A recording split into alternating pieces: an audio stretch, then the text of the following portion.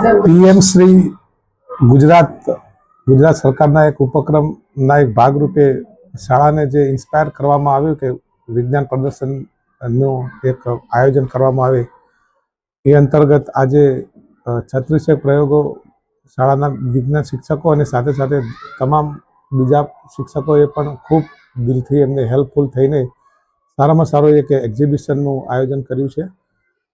આજુબાજુની શાળાઓ આજુબાજુના શિક્ષક મિત્રોએ પણ સહકાર આપી પોતાના બાળકોને શાળા સુધી લઈ આવ્યા છે અને ખૂબ આનંદ થયો કે બીજી જગ્યાએ આપણા વિદ્યાર્થીઓને લઈ જવા પડે તો એ પસંદગીના બાળકોને જ ત્યાં તક મળતી હોય છે.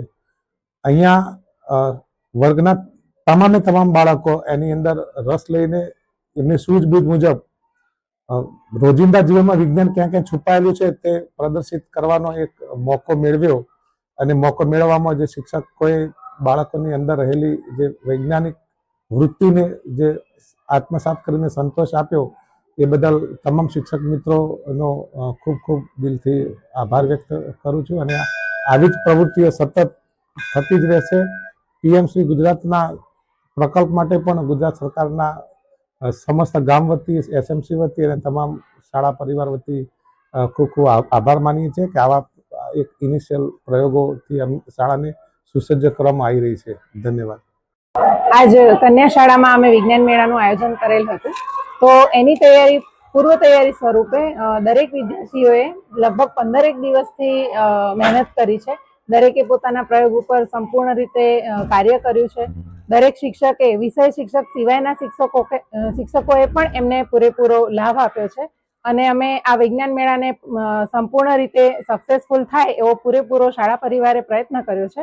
તો આપ સૌ અહીંયા પધાર્યા એ બદલ પણ આપ સૌનો પણ એટલો શાળા પરિવાર તરફથી હું આભાર વ્યક્ત કરું છું. ધન્યવાદ. પ્રાથમિક શાળાની અંદર વિજ્ઞાન મેળાનું આયોજન કરવામાં આવ્યું. આ વિજ્ઞાન મેળાની અંદર સાયન્સના જુદા જુદા વિભાગો, બાયોલોજી, ફિઝિક્સ, કેમેસ્ટ્રી, એમ અલગ અલગ કેટેગરી વાઇઝ 36 મોડેલ વિદ્યાર્થીઓ દ્વારા રજૂ કરવામાં આવ્યા. સાયન્સ ટીચર અને 12 વૈજ્ઞાનિકોએ દરેક મોડેલને ખૂબ ઝીણવટપૂર્વક પોતાની રજૂઆત કરી, પોતાનું પ્રેઝન્ટેશન રજૂ કર્યું. ભાગ લેનાર તમામ 12 વૈજ્ઞાનિકો, એમના માર્ગદર્શક શિક્ષકો, આચાર્યશ્રી, એસએમસી તમામનો આ ક્ષણે હું ખૂબ આભાર વ્યક્ત કરું છું.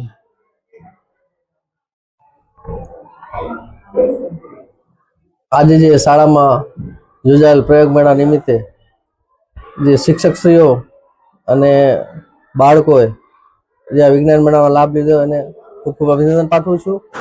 જેથી આવા યથાર્થ કાર્યો કરતા રહે તેવી શુભેચ્છા પણ આપું છું. દર અઠવાડિયે લોહીનું શુદ્ધિકરણ કરાવવા જવું પડે છે. તેનું આ મોડેલ છે. મનુષ્યના શરીરમાંથી અશુદ્ધ લોહી ડાયનેસરમાં જાય છે, ત્યાંથી લોહી શુદ્ધ થઈ પાછું મનુષ્યના શરીરમાં આવે છે અને જે અશુદ્ધ લોહી છે જેવા દ્રવ્યો પદાર્થ એવા છે તે